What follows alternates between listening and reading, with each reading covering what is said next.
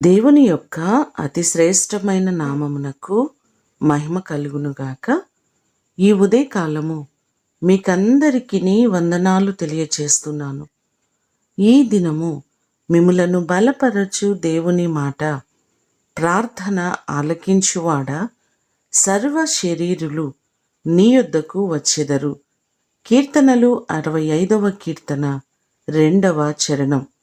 మన దేవుడు మన ప్రార్థనలను, మన మనవులను ఆలకించేవారు.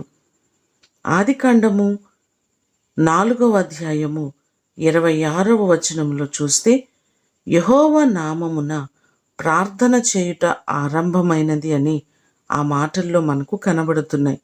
అప్పటి నుంచి కూడా ఈ క్షణము వరకు అనేకులు ప్రార్థన చేస్తూనే ఉన్నారు. దేవుడు తగిన కాలమును, సమాధానము ఇస్తూ ఉన్నారు. ఇస్సాకు తన భార్య అయిన రిబ్కా కొరకు యెహోవాను వేడుకొనెను. యెహోవా అతని ప్రార్థన వినెను గనుక అతని భార్య గర్భవతి ఆయెను అని ఆదికాండము 25వ అధ్యాయము 21వ వచనంలో మనకు కనబడుతుంది. రిబ్కా గొడ్రాలుగా ఉన్నప్పుడు ఇస్సాకు ప్రార్థన చేయగా దేవుడు అతని మనవిని ఆలకించి రిబ్కా గర్భాన్ని తెరిచినట్లుగా మనము చూడగలం. మనము చేస్తున్న ప్రతి ప్రార్థన మన దేవుడు ఆలకించేవాడు. ఎన్నో మారులు మనము ప్రార్థన చేస్తున్నాం. ఎన్నో మారులు దేవుడు మనకు సమాధానాన్ని ఇస్తున్నాడు.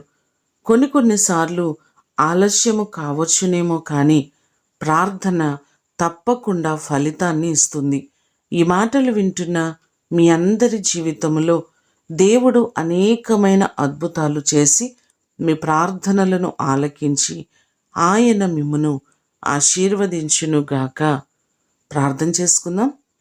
పరిశుద్ధుడు అయిన తండ్రి, మీ పాదములకు వందనాలు, స్తోత్రాలు. ఎన్నో మారులు మా ప్రార్థనలను విని సమాధానమిస్తున్న గొప్ప దేవుడవు ప్రభువా.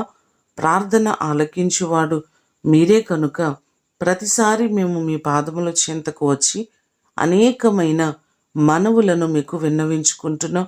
మా ప్రియులెల్లరినీ జ్ఞాపకం చేసుకుని ఎంతోమంది ఎన్నో కార్యముల కొరకు ఆశతో ఎదురు చూస్తూ మీ సన్నిధిలో ప్రార్థిస్తున్నారు.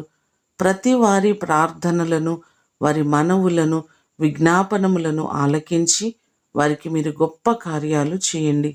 ఈ దినము కొరకు వందనాలు, కృతజ్ఞతలు మీకు తెలియచేస్తూ యేసు నామమున అడిగి వేడుకొని పొందియున్నాము తండ్రి, ఆమేన్.